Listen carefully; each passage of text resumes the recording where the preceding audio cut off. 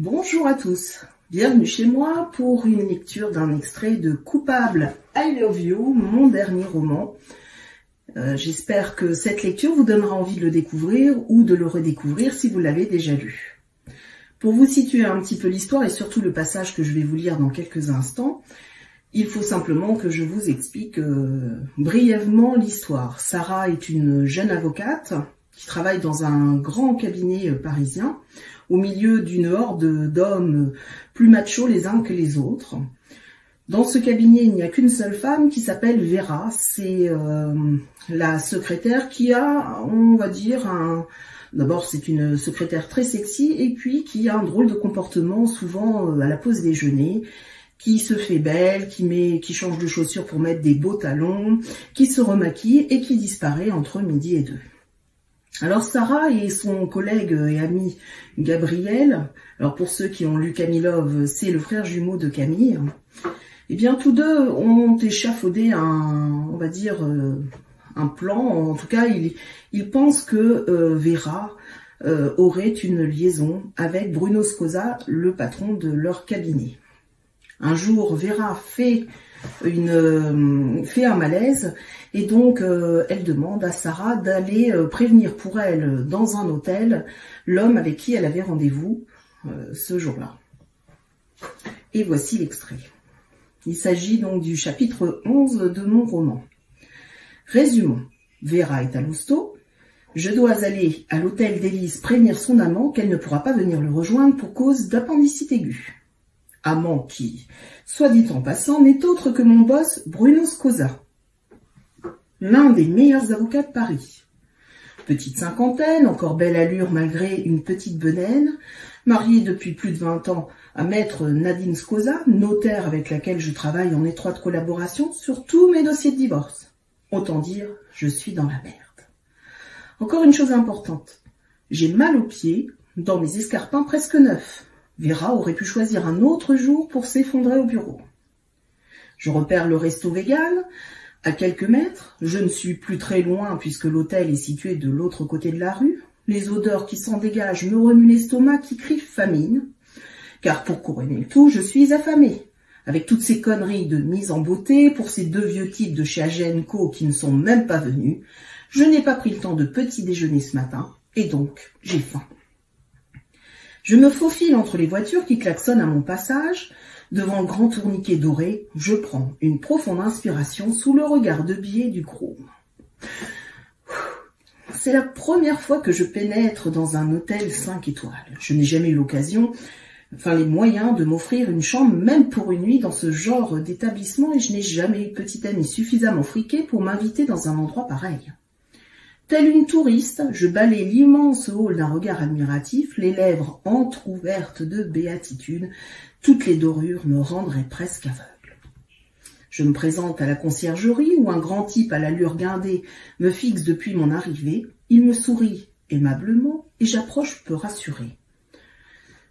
Je laisse le message à cet homme et je me sauve vite fait, ni vu ni connu. Bonjour madame, bienvenue à l'hôtel d'Élise. Bonjour monsieur. Vous allez réserver une suite? Non, je dois laisser un message de la part d'une collègue pour un homme qui se trouve aux chambres 124, dis-je rougissante. Ah, je vois, reprend-il d'un air suffisant. Ce monsieur est déjà dans la suite depuis quelques instants. Je vous invite à vous y rendre pour transmettre votre message. Non, il suffit juste de lui dire que cette dame ne pourra pas venir. Ce service n'est pas compris dans les prestations des chambres de jour, me rétorque-t-il, tout en me désignant les portes d'un ascenseur. Premier étage sur votre droite, madame. Je reste devant lui, gêné par sa façon de me snober, puis me sens obligé d'aller vers les portes dorées qui s'ouvrent devant moi. Dans la cabine qui se referme, je lâche un « Merde, fais chier !» Je détaille mon reflet dans le miroir, tout en maudissant Vera de me faire subir cela. Que vais-je donc dire à Bruno lorsqu'il va ouvrir la porte? Je ne suis pas censée savoir qu'il est l'amant de Vera. Et puis s'il était déjà à poil en train d'attendre Vera, Popol déjà prêt. Oh non, mon Dieu, j'imagine déjà la scène des plus gênantes. Mon téléphone se met à hurler dans mon sac à main et je mets quelques secondes à le dénicher au fin fond de mon capharnaüm. Alors que les portes coulissent devant moi, je réponds à l'appel de Gabriel. « T'as transmis le message ?» demande-t-il sans un salut. « Non, je vais le faire. »« Qu'est-ce que tu fous ?» s'énerve-t-il gentiment. 2 minutes, je suis à l'hôtel et le sale type de la réception n'a pas voulu prendre le message car ce n'est pas compris dans le prix des chambres de 12 à 14.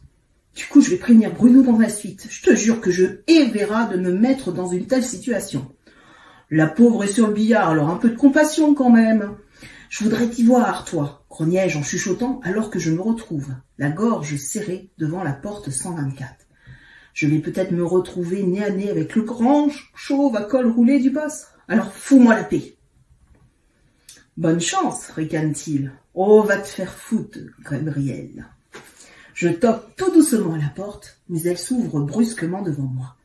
Le téléphone encore à la main, j'ai à peine le temps de voir une ombre passer devant mes yeux. Palpitant en mode grand galop, je fais quelques pas et me retrouve sur le seuil d'une immense chambre lumineuse. Devant les grandes fenêtres, une silhouette en contre-jour me force à plisser les yeux pour en distinguer les contours. Un homme se retourne vers moi, mais son allure est bien trop longiligne pour être celle de Bruno. Je me fige, totalement désemparé. Où est Bruno? Je pivote vers la porte encore ouverte et vérifie le numéro. Le 124, c'est bien ça. L'homme s'est approché et je le découvre devant moi, juste à quelques pas. Mes yeux le scannent en 2 passages rapides sans oser m'y attarder et l'incompréhension me tétanise. J'ai dû me tromper lorsque Vera m'a donné le numéro de chambre. Je m'apprête à faire demi-tour sans demander mon reste, mais il me dit d'une voix grave « Vera ?» Je me liquéfie et fais volte-face vers l'homme.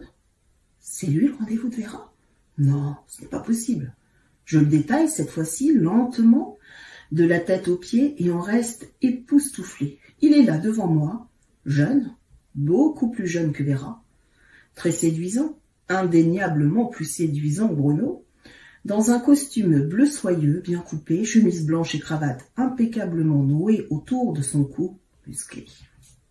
Il approche encore, et je reste là, incapable de dire un seul mot, de faire le moindre mouvement. Il se penche vers moi, et je retiens ma respiration. Mon Dieu, qu'est-ce qu'il va me faire? D'une main, il claque la porte derrière moi et je sursaute d'effroi, le nez presque enfoui dans son cou. Son parfum de luxe m'enveloppe doucereusement, mais il ne suffit pas à m'empêcher de sentir l'odeur de sa peau, une fragrance qui me trouble aussitôt.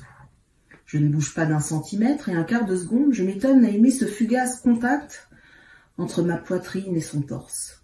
Un frisson naît sur ma nuque qui me fait plisser les yeux.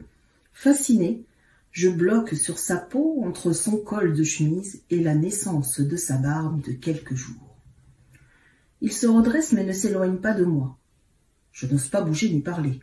Ses doigts me surprennent à se saisir de mon téléphone pour le poser sur la console à ma droite. Mes yeux suivent son geste lent. Je me statufie lorsque je sens ses doigts ensuite venir caresser les quelques mèches qui se sont échappées de mon chignon flou. « Tu es très belle, » me dit-il d'une voix douce. Je remonte alors les yeux vers son visage et je ne peux m'empêcher de retenir mon souffle lorsque je croise furtivement son regard. Bleu, vert, je n'ai pas le temps de vraiment le voir, juste suffisamment pour qu'il m'électrocute sur place. Cet homme est une tuerie. Voilà pour ce chapitre 11. J'espère qu'il vous donnera envie de découvrir la suite et de connaître ce bel inconnu qui va faire chavirer le cœur de Sarah et qui l'incitera peut-être à prendre des chemins qu'elle s'était toujours refusés. À bientôt!